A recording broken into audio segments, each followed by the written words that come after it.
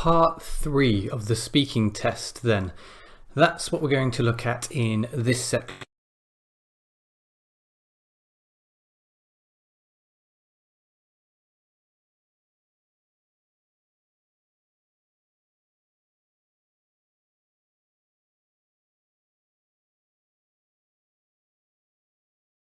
Strategy in part 2 in terms of segmenting, and that's what we're going to look at here as well, so that we can build our fluency and coherence. But we'll begin by talking about how to create fluency in your part 3 answers. Well, fluency is really about flow. It's about the smooth transitions between ideas. It's about the examiner being able to follow you without putting in any effort. How do we improve our ability to create this flow, this fluency? Well, one way is by using discourse markers, and that's why these are so important. They turn up in the band descriptors as well. We use discourse markers to connect, organize, and manage what we say and what attitude we want to convey as we say it. So let's have a look at which discourse markers will be most helpful for our purposes in IELTS speaking, particularly in part 3. An example then to begin with. Let's have a look at this answer to a part 3 question and consider how easy it is to follow and how natural it sounds.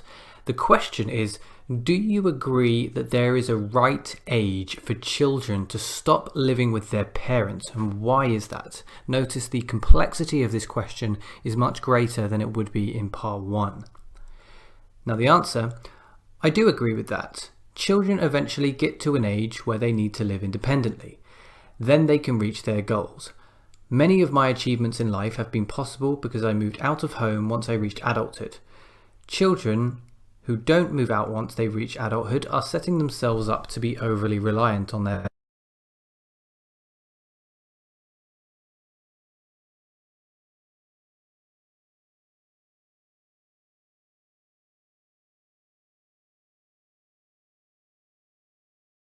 natural. It sounds kind of mechanical. It sounds almost robotic.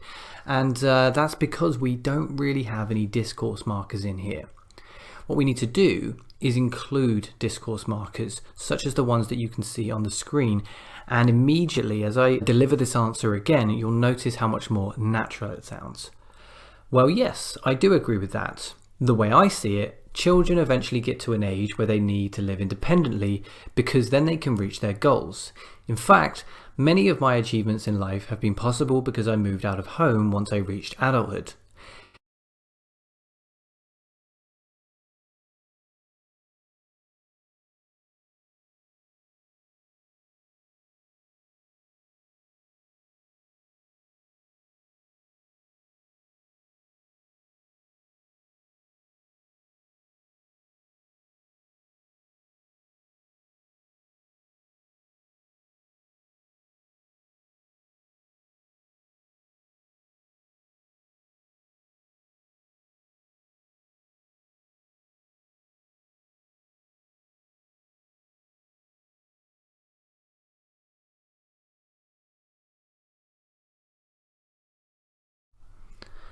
So some do's and don'ts when it comes to discourse markers. Essentially, these pieces of language are not that tricky. They're very, very simple to use.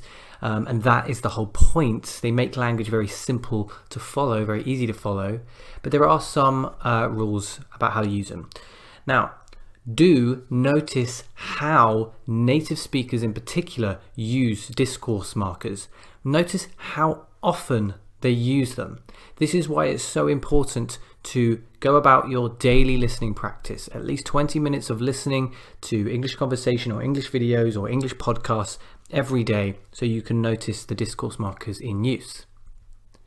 Do use discourse markers to link ideas together that may be a little bit disconnected or difficult to follow without them. As for the don'ts, don't overuse this language. You will be penalized if you use too many discourse markers. This is an exaggeration, but it gets the point across. Well, I mean, if I think about it, it's like, really, yeah, well, I suppose education should finish at 18. Okay, so way too many discourse markers, but like I said, that's an exaggerated example, but the idea still stands. Don't be too repetitive in the locations of your discourse markers. Notice on the previous slide, we mixed up the locations, beginning of the sentence, middle of the sentence, end of the sentence. You aren't restricted to just using discourse markers at the beginnings of sentences.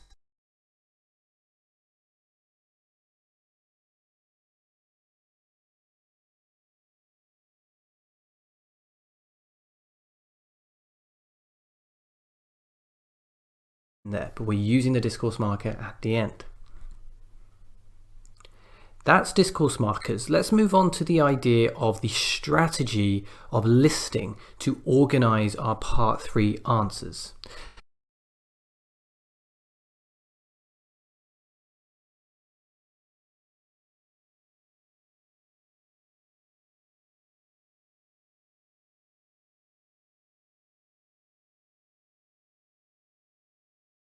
Don't exactly do the organizing itself though. So we need to have a strategy to help organize our answers, and listing is one such strategy. Listing also takes advantage of particular discourse markers, and listing is as easy as 1, 2, and 3. Let's have a look at what I mean. Start with an introduction to your list. Use the language from the question to help you here, kind of like in part 1. If you have a question like, what skills and abilities do people most want to have today? We would answer initially by saying, there are a couple of skills which people most want to have today. Or there are a number of skills which are sought after by people nowadays. Or there are a number of abilities which people really want these days. Essentially, you are introducing a list using the vocabulary from the question to help you offer a solid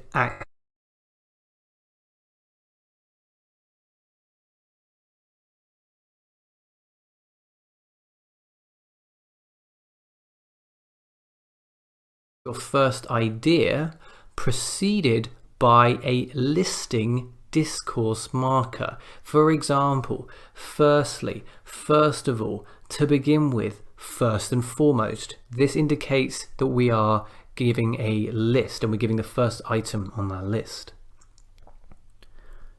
What skills and abilities do people most want to have today? Well, there are a number of skills which most people want to have today.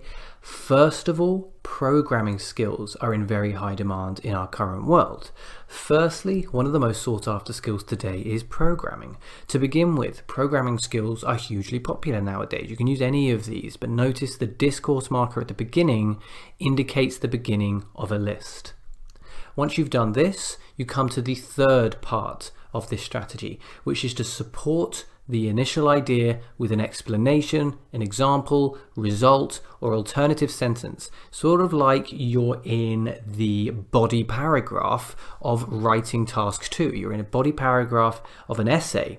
You've presented an idea, now you need to support the idea. Again, if we bring up the question, imagine we've given the first 2 sentences. There are a number of skills people want to have today. First of all, programming is very popular.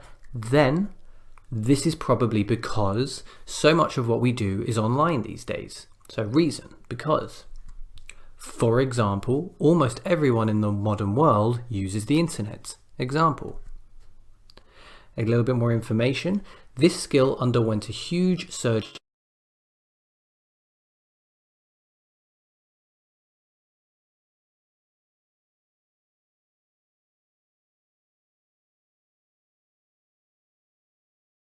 other idea. So what we're going to do is repeat steps 2 and 3 with a second and potentially third point. Remember to change the listing discourse marker. If we initially used the expression firstly, or first of all, to begin with, what do you think is going to come next? Secondly, many people today want to learn marketing skills. Again, we support. This might be due to the marketing world being unaffected by the growth of the internet, unlike other industries. And then maybe we add a final point. Finally, Many people would like the ability to play a musical instrument, though this is likely due to leisure rather than professional reasons. Now here we've combined the support with the initial point, and you can do that as well.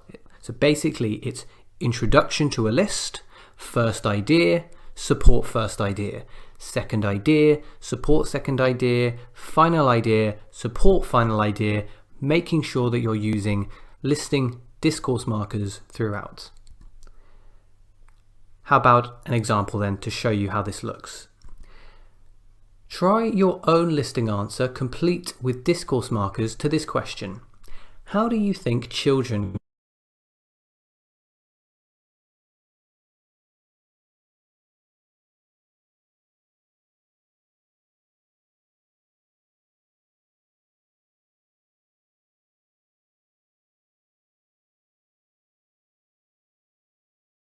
and then repeat steps 2 and 3. And when you're ready, we'll have a look at my answer.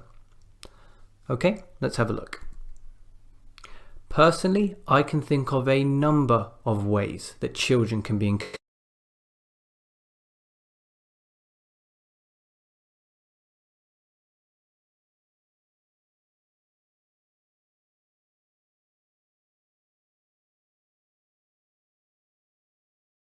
read, rather than the ones we want them to. Second, we can reward them for reading.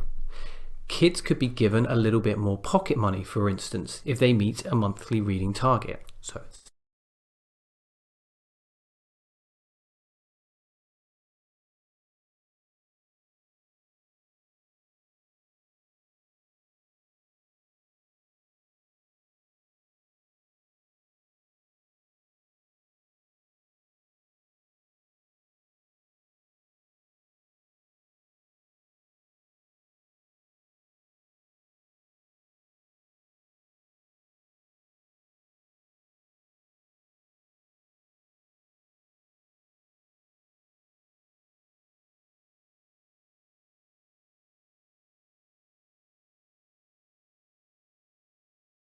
answer where you don't have to think that much. You can use the listing strategy to help organize your answer and then just throw in some discourse markers when appropriate.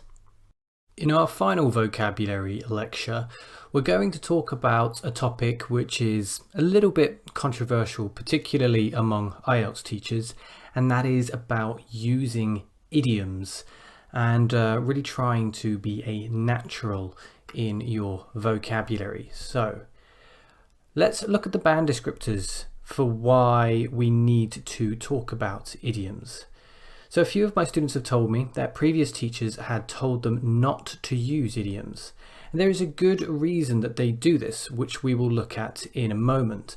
But the most important thing when uncertainty arises, like in this case, is to look at the band descriptors, as that is the marking criteria of the examiners. And when we look at the band descriptors, we learn that in order to score a band 7 for lexical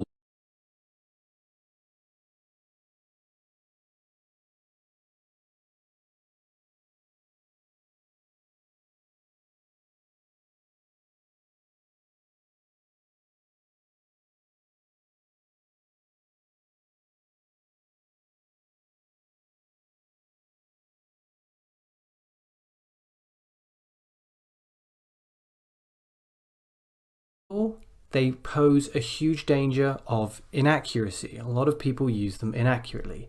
And second of all, there's this danger of shoehorning, trying to deliberately use idioms just for the sake of using idioms, so using them in inappropriate places. But there is a solution to each of these problems. The solution to inaccuracy is to avoid the use of longer idioms. And the solution to shoehorning is don't try to anticipate locations or opportunities where you can use idioms. Try to use them naturally. Don't try to anticipate the opportunities. So with idioms, basically keep everything as simple and natural as you can. Don't try to force anything. First of all, let's think about that first solution about not using long idioms. What happens then when we try to use longer idioms? Well, let's have a look at an example. Here's an idiom. Don't count your chickens before the eggs have hatched. So this idiom is used to express the idea that you shouldn't make plans for something that hasn't happened quite yet. For instance, don't buy a house in a new location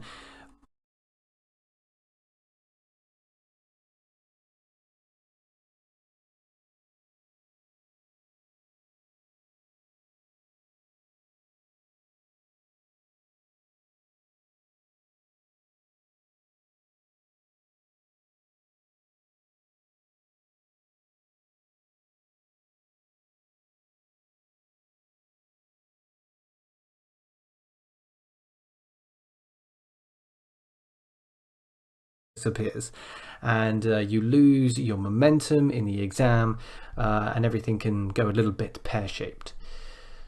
And you look a little bit like this in the exam, perhaps.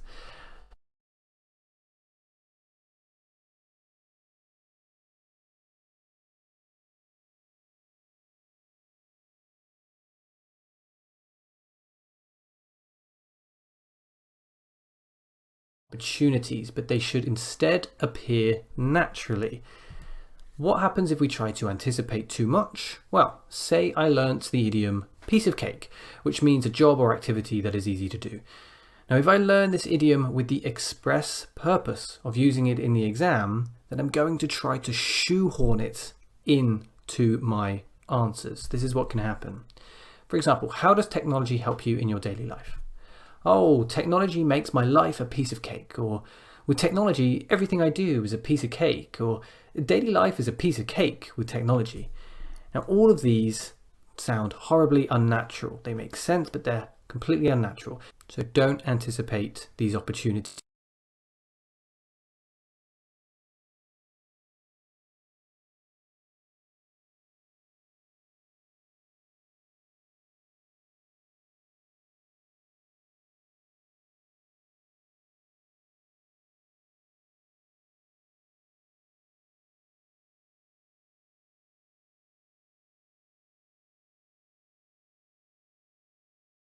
We use them sparingly and judiciously. And judiciously just means with good judgment.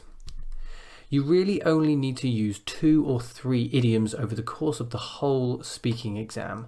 Then you fulfill your requirements to use idiomatic.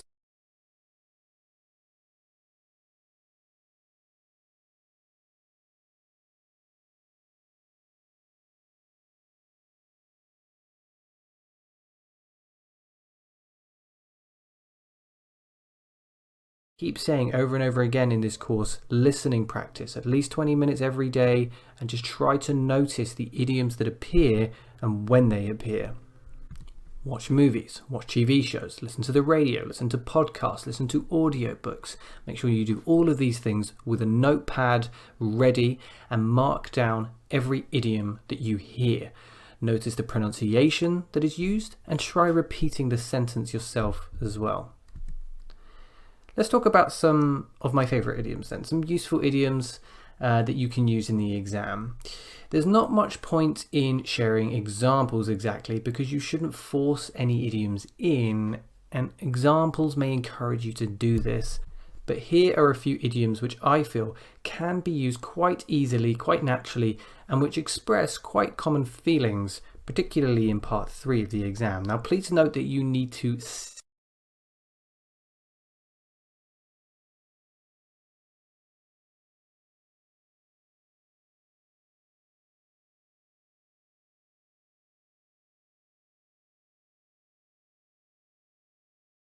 day. So, I'm going to show you a few of my favorites now, and I want you to just think for yourself about what they might mean, and then we'll have a look at what they mean together. The best of both worlds. A blessing in disguise. A far cry from. Open one's eyes to. The last straw. Miss the boat.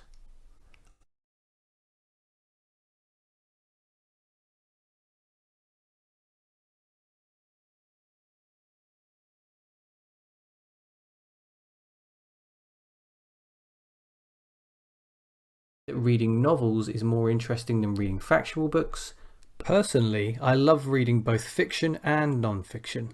When reading novels, I get to immerse myself in another world, and it's nice to have that sort of escapism. But with non-fiction,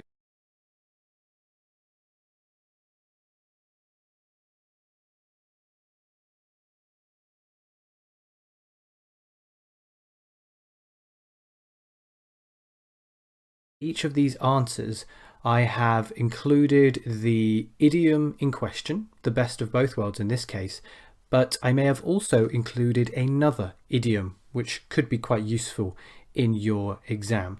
Can you find the idiom here? Yes, it's broadening my horizons, which essentially means to sort of expand your mind, grow your tolerance, and get new experiences.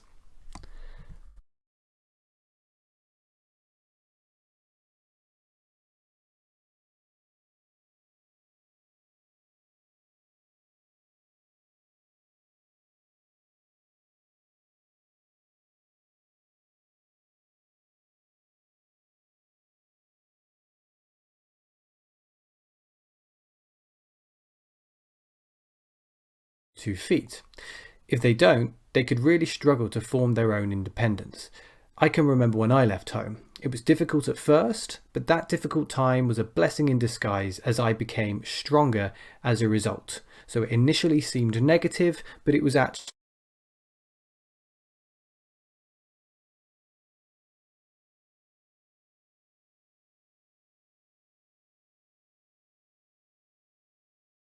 else.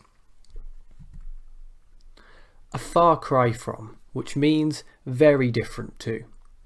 We have the question here, which source of news do you think is best? TV, newspaper, internet, or something else? And the answer, well, I'd say the best source of news is probably TV news, but it's not my preferred choice.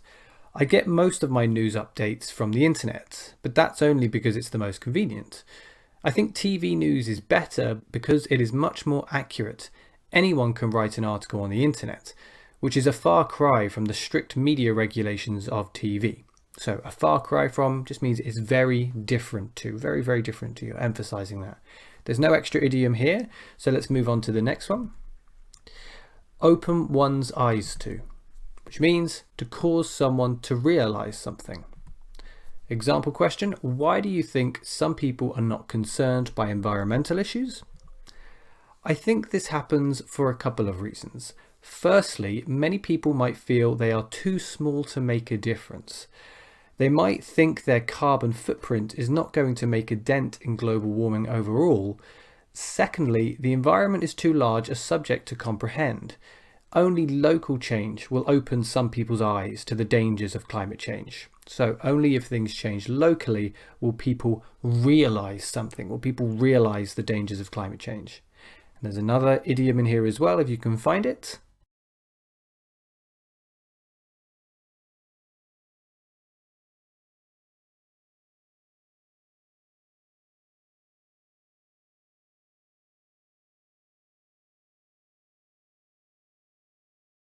Down to the local shops instead of walk. You have a small carbon footprint if you recycle everything and you walk everywhere. So large carbon footprint, contribute a lot to climate change. Small carbon footprint, you don't contribute a lot.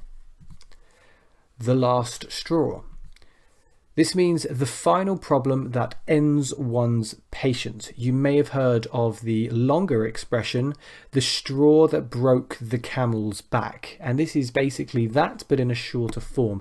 We can also say the final straw. A question here, what reasons might people have for not wanting to give their opinions in surveys?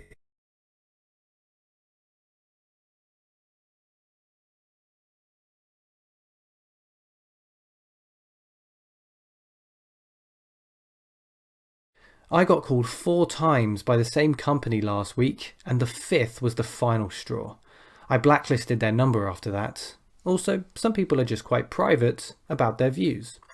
Okay, so the final straw. It was the final call, and then I completely lost my patience. No extra idiom here, so let's go forward. Miss the boat. Too slow to make use of an opportunity. Example, what are the advantages and disadvantages of intensive training for sports people? On the one hand, intensive training can help sports people to achieve their sporting dreams at huge events. If Usain Bolt hadn't trained intensively, week in, week out, he might have missed the boat on the Olympics. On the other hand, intensive training forces athletes to miss out on time with family and friends, and the psychological pressure can be a burden. Okay, so missed the boat, he would have missed the opportunity to go to the Olympics. And you could argue here that week in, week out is a nice idiom to use as well, to mean something you do every week.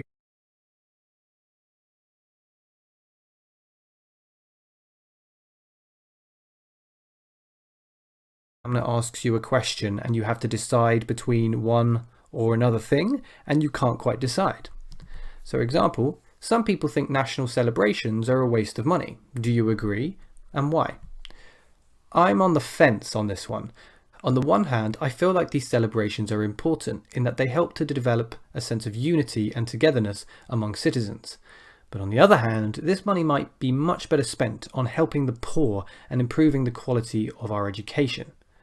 I guess we should still have these events, but not spend so much on them. Okay, so no extra idiom here, but you can see how on the fence is meant to be used when you are sort of for and against a particular argument. Some final points here before we close off this lecture. Study idioms by the topic. Don't just look at a long list, kind of like the one I've given you here really, but study idioms by the topic. So if you're focusing on the topic of education, look for idioms related to education. Don't use idioms which are very long. So as we talked earlier about ones like don't count your chickens before the eggs have hatched, try to avoid idioms like that.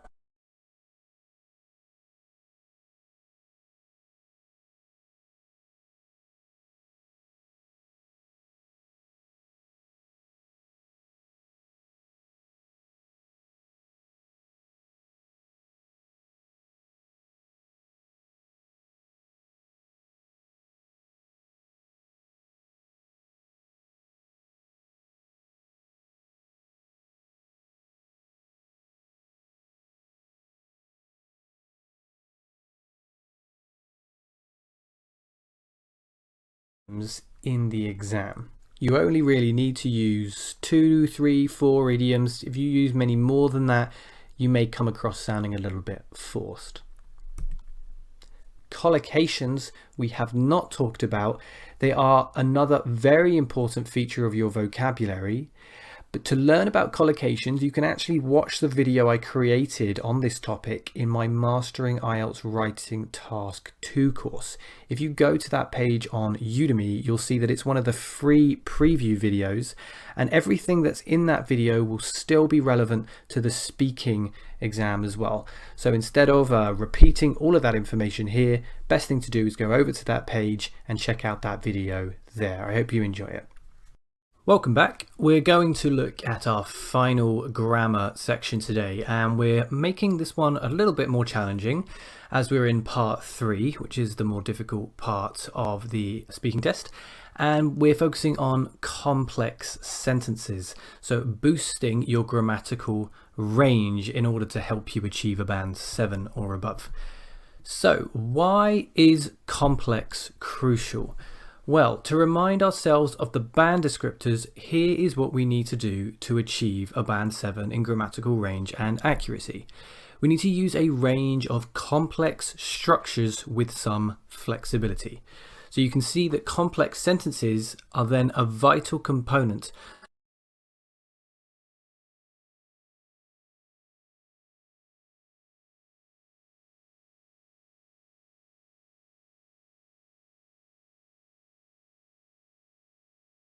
subordinating conjunctions. That sounds a bit strange. What are these? Well, subordinating conjunctions are the linking words that join up a dependent clause to an independent clause in a complex sentence. That's what a complex sentence is. It's when a dependent clause joins up with an independent clause via a subordinating conjunction. So here is an independent clause. All children should learn to play an instrument. We have a subject, we have a verb, we have a completed thought, and that's that.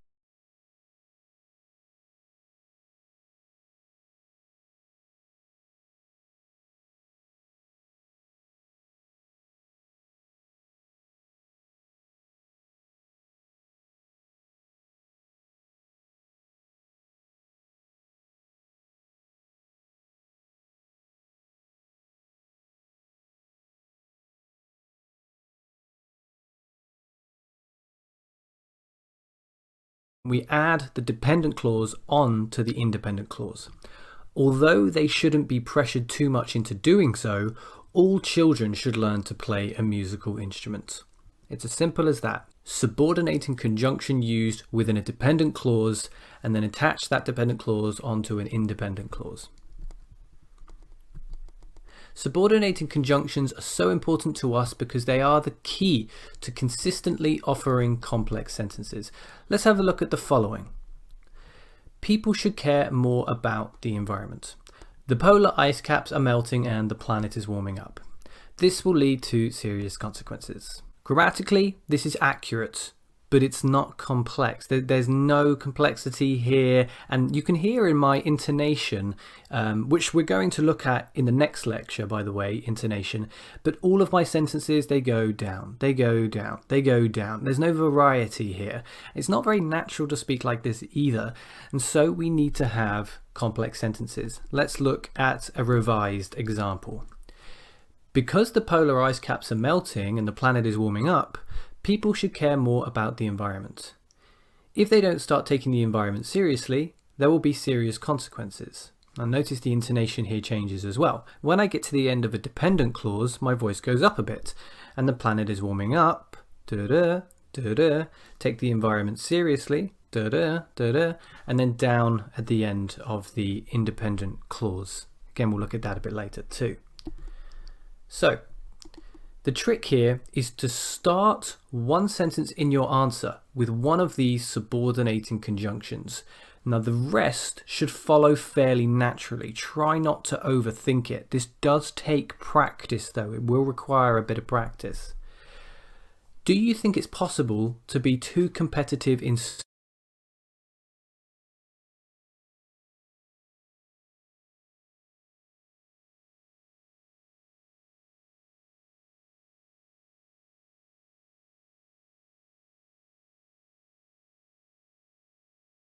I want you to think about how you might answer this question using one of these conjunctions. So you just start, you throw it right in there, offer the dependent clause, and then follow it up with the independent clause. So we've got even though, whereas, as long as. You may need to take some time to think about this, and that's okay. We're just practicing right now. So pause the video, see if you can come up with your own ideas for how you could create 3 sentences using each of these conjunctions.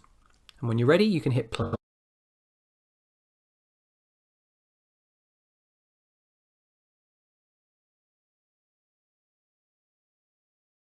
And everything, and you can become too obsessed with victory. So we're using this contrast. They're great for introducing contrast.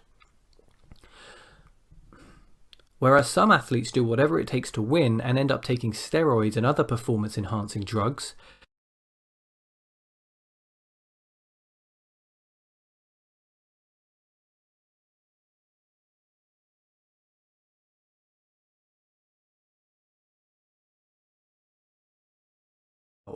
so a lot of contrast going on here. That's often why we use subordinating conjunctions, but we do use them in other ways as well. I would recommend looking up a list of all the subordinating conjunctions and trying to memorize why we use each one. That will give you so much more flexibility in the exam.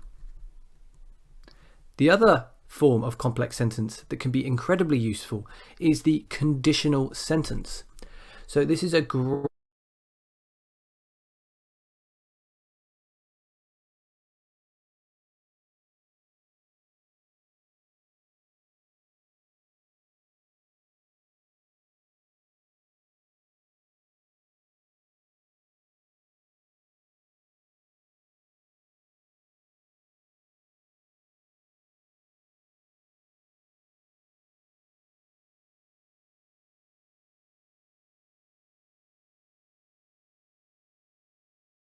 sunny at the weekend, I go biking. Here it's just present simple with present simple. Really simple. Zero conditional. The easiest one to use. The first conditional expresses what is likely to happen as a result of an event. Example, if we don't learn from the past, we will suffer in the future. So here we're using the present simple in that first clause, and then we're using will or will not plus the infinitive in the second clause, in the independent clause. The second conditional is used to talk about the results of impossible, imaginary, or unlikely, hypothetical events in the present or future. Example, if the country closed its borders to tourists, the economy would not survive. So here we use the past simple in the if clause, and then we use would or would not plus the infinitive in the result clause. Finally, the third conditional is used to talk about an imaginary result of a situation in the past which did not happen. So this conditional is really used to talk about the past. And we form it like this. If I had learnt another language as a kid, I would have traveled a lot more than I have. So in the cause clause, we use the past perfect, and then in the result clause, we use would or would not plus have plus the past participle.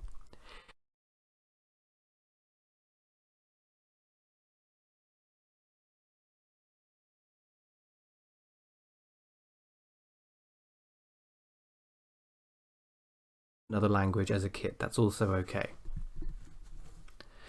Now, let's have a look at some examples of using such conditionals in answers. Here's a question. Some people say that parents should encourage their children to be competitive at all times. Do you agree with this, and why or why not? You may want to just take a moment here to think about how you would answer this question. Let's have a look at my response. Personally, I don't agree with this. Encouraging children to be competitive all the time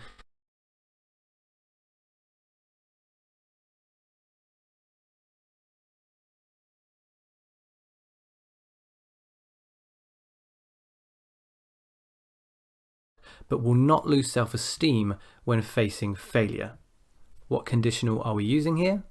That's right, the first conditional. We have the present simple, if parents teach, and then in the result clause, we have will and the infinitive. Children will still work just as hard. And you can see here that what we're doing is we're developing the initial idea. A good way of showing why parents should not always encourage their children to be competitive is to look at what happens when they do the opposite, when they teach their children the value of just hard work and learning, not being competitive. We look at the positive of that. Okay, it's a great way to develop ideas. It's also very useful in essays in task 2. Let's have a look at the same question but using a different conditional. If instead parents taught their children would still work just as hard but would not lose self-esteem. Okay, what conditional is this? It's the second conditional. Now, why is it that we can use both conditionals? Well, it's because they both make sense in this response. So the first conditional is to talk about something that's likely to happen, and that's true. But at the same time, you could also argue that this is a hypothetical or imaginary example, and thus the second conditional is also appropriate. Second conditional is arguably better because it's a little bit more complex grammatically. But sometimes one or the other is only appropriate. So do be careful to make sure you're including the appropriate conditional. Another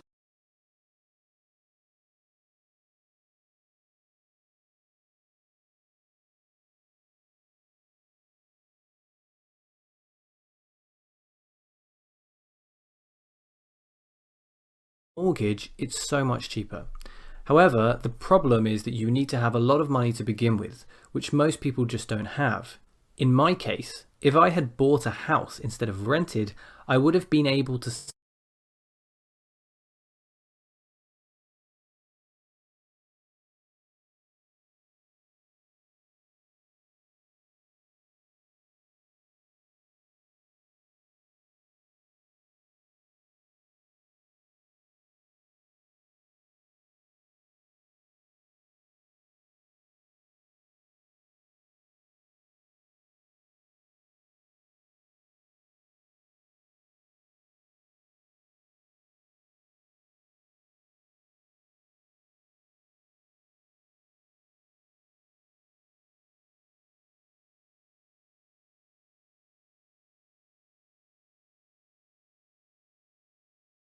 grammatical range.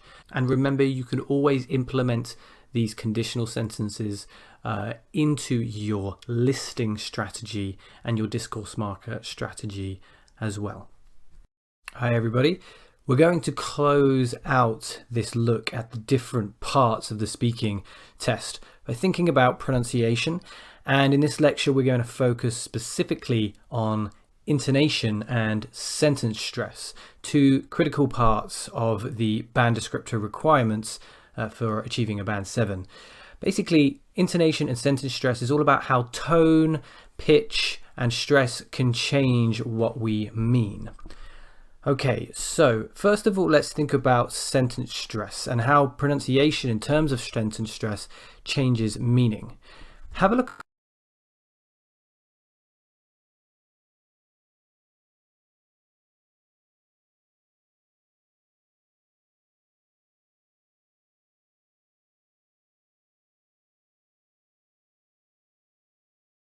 Individuals can do about climate change. I don't think there's anything individuals can do about climate change. I don't think there's anything individuals can do about climate change. I don't think there's anything individuals can do about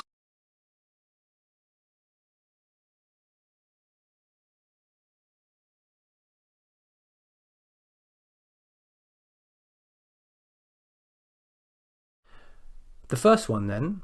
If we were to continue speaking, we might hear something like this. I don't think there's anything individuals can do about climate change, but others might disagree.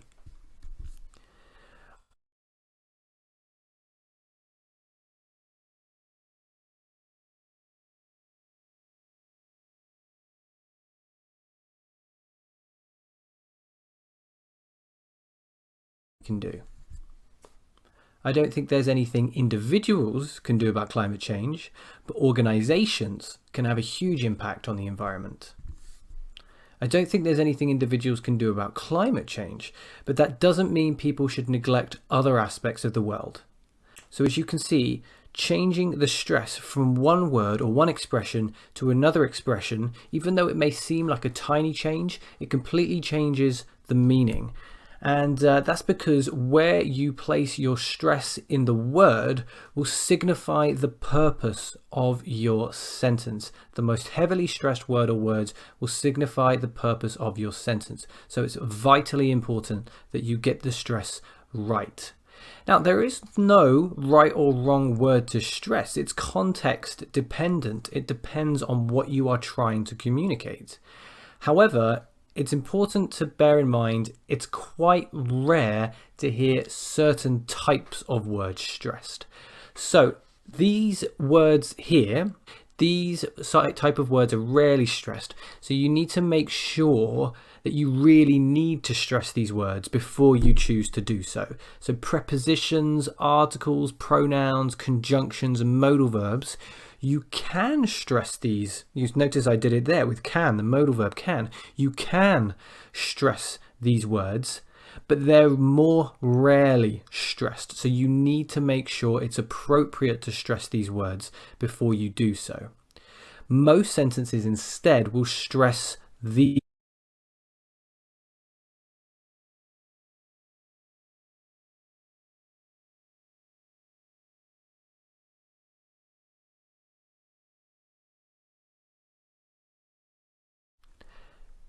If we move from sentence stress to intonation, let's have a look at what this is. Many people confuse these two things, intonation and stress, but while similar, they are not the same thing. Intonation refers to the pitch of your voice as you pronounce a word or a sentence. To help explain this, think about the way that we ask questions versus the way that we make statements. Is this the way to the train station?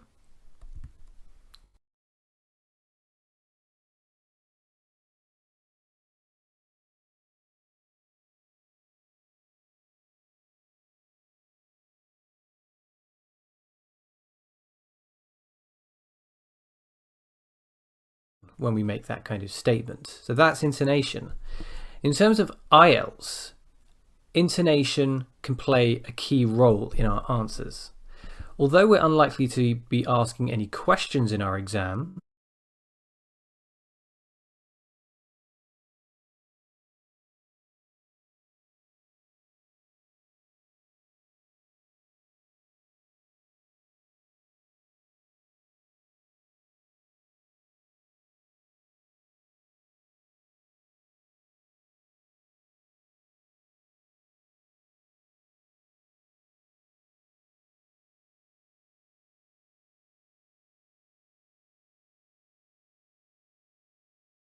down tone. This is likely to be the most common of the tones that you use. We use this rhythm in our voice to indicate that we are giving information. Let's have a look at some examples. The most important thing is that children get a good education.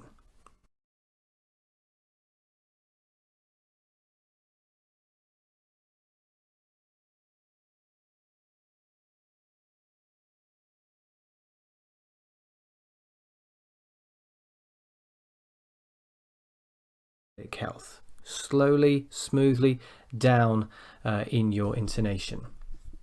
For example, last week I was asked for my opinion in a questionnaire about local business. Questionnaire about local business. Down, smooth intonation, that's the most common one you're going to use. Make sure you're not bouncing around all over the place at the end. So when you're reaching the end of a sentence and it's just a general statement giving information, downwards, smoothly, until you finish.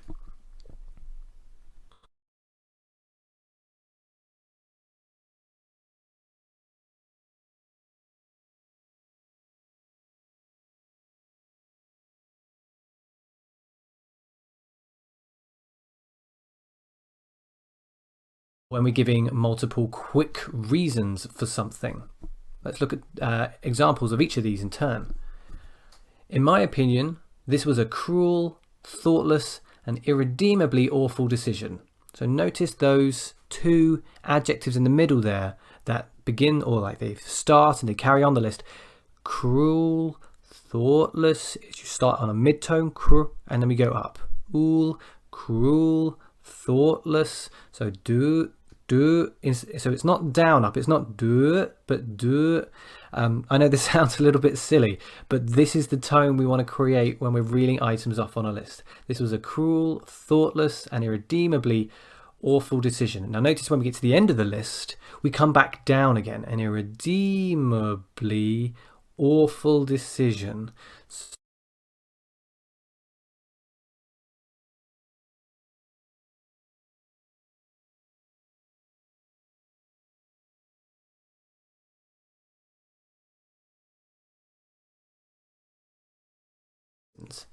Teaching children to play a musical instrument is important because it improves cognition, increases hand-eye coordination, and develops their appreciation for the arts. Okay, same thing here.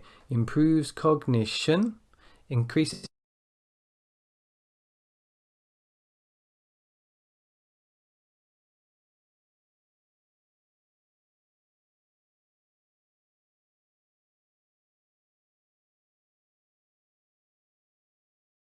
the down-up tone. We use this to indicate that we have reservations. So this is a really useful tone when we want to go in a different direction in our answer. So when we're introducing a sense of contrast. And we use this a lot when using words like however or nevertheless, or when we're following a dependent clause with a contrasting independent clause, like we looked at in the previous lecture. Some examples.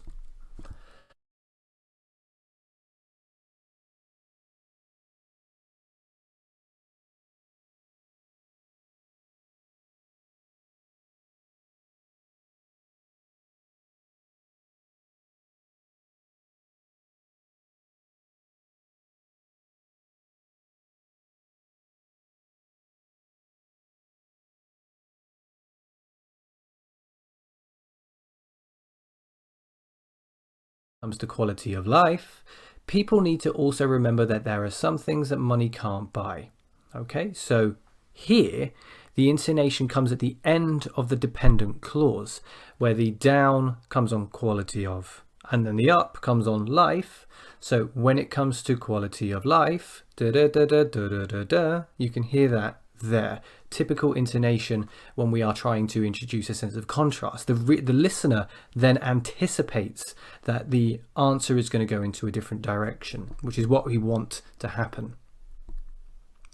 And finally, we can think about an up-down tone, which is when we want to express a lot of emotion. Again, this comes in useful when we want to emphasize a particular point, suggesting that we feel very strongly about it, which can happen quite a lot in part 3 of IELTS, because we're asked more personal questions, more abstract questions that we may feel quite strongly about. So some examples here. Personally, I'm really against those who argue that art should be removed from high school curriculums. I'm really against those. I'm up and I'm down. Okay? It is of critical importance that we learn how to curtail our use of credit cards. We must destroy our dependence on plastic. Okay? Notice particularly the critical importance part. It is of critical importance. It is of up and then it's down. Okay, and then a little bit in the second sentence as well. We must destroy our dependence on plastic, but this one covers the whole sentence. So we got we up and down and down. We must destroy our dependence on plastic. And the last one. Payday loans are by some distance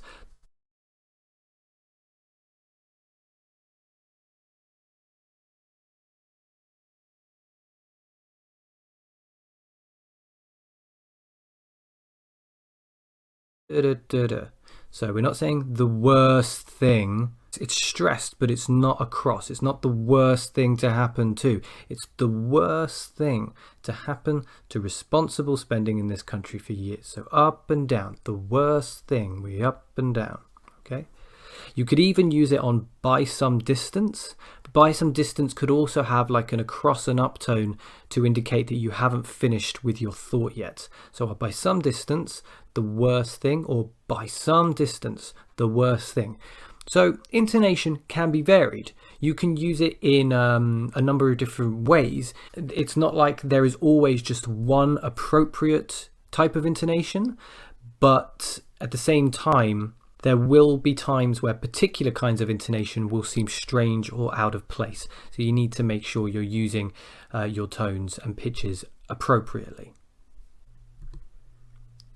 So we're just going to look at a model answer of a question now.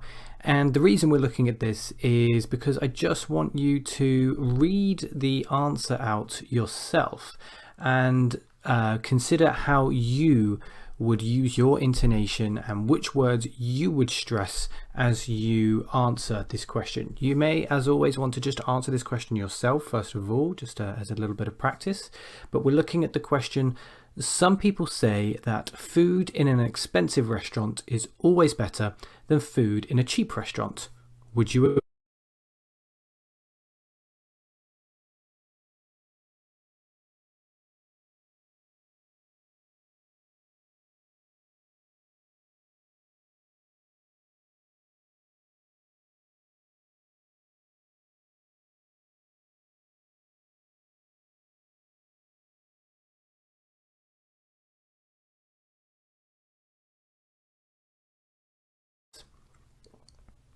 When you've done that, hit play and we'll see if my intonation and stress matches yours.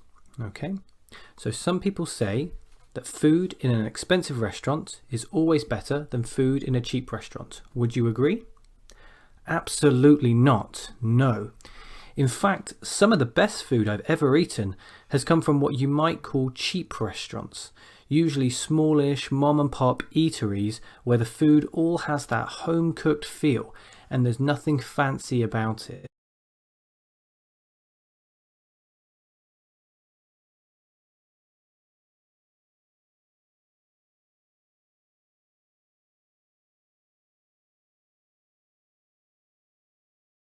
Warm, high quality food at very low prices and in very large portions. So what you should notice here is that instead of just one word being stressed in a sentence, you usually get quite a few words stressed. And it's almost about paying attention to the unstressed words that's very important, because those unstressed words can all sort of be joined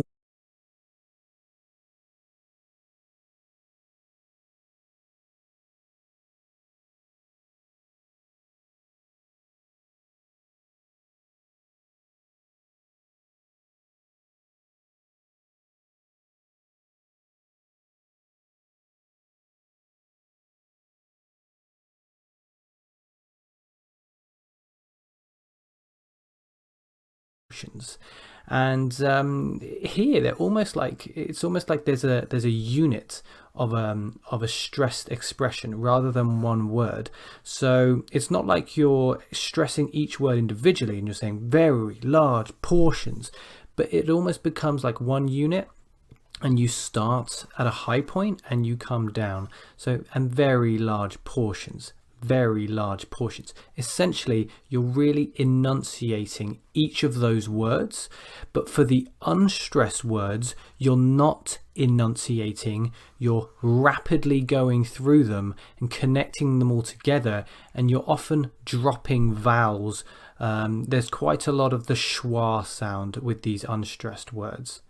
So what I would suggest is listen to the answer again. If that went over your head a bit, listen to the answer again. Follow through with the bolded words on the screen.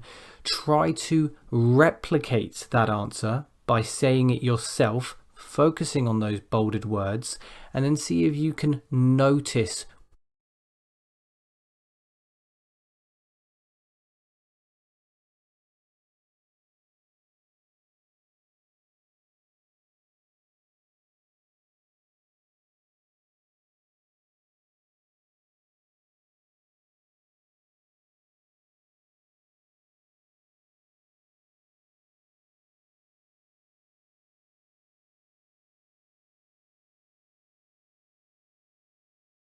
run through of an entire IELTS